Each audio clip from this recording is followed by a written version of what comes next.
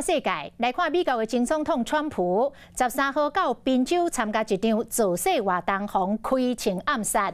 美国联邦调查局确认，枪手是宾州的在地人，名叫做库鲁克斯，今年才20岁。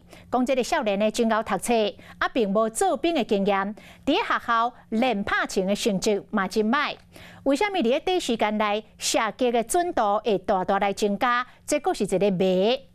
这个枪手是卡瓦共和党，但是嘛捌捐款予民主党，到底是安怎甲川普来结冤仇？爱搁调查。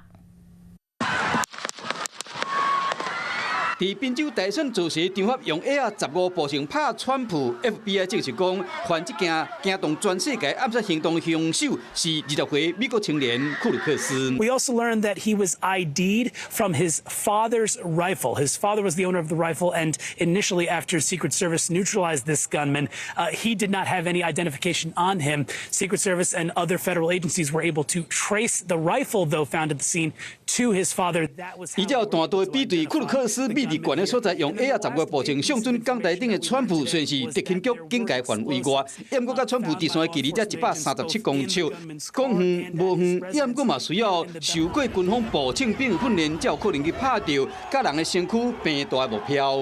The FBI believes that this gunman acted alone, and that the FBI believes he had no history of mental illness.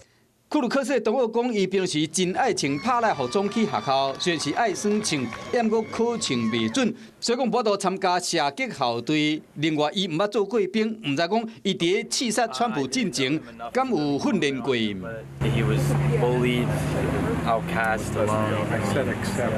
You know how kids are nowadays. He didn't dress like everyone else. We also learned from the employer of the gunman, which is just around the corner. It's a nursing home that he was working as a dietary aide, and the nursing home said that frankly they had no problems with him and that he did pass a background check before being employed. 库鲁克斯虽然考证未准，不过数学未歹。另外，依照宾州选民的记录，伊是登记有案的共和党的选民，唔知是安怎。捌伫2021年1月份捐15美金予民主党的团体，警方去因厝超发现伊的徛架甲车内找到几个爆裂物，还有搁较侪谜团，需要 FBI 去调查。Hello， 我是林仙怡。想要抢先掌握最及时的新闻资讯吗？赶快订阅、按赞、开启小铃铛，锁定华视新闻 YouTube 频道。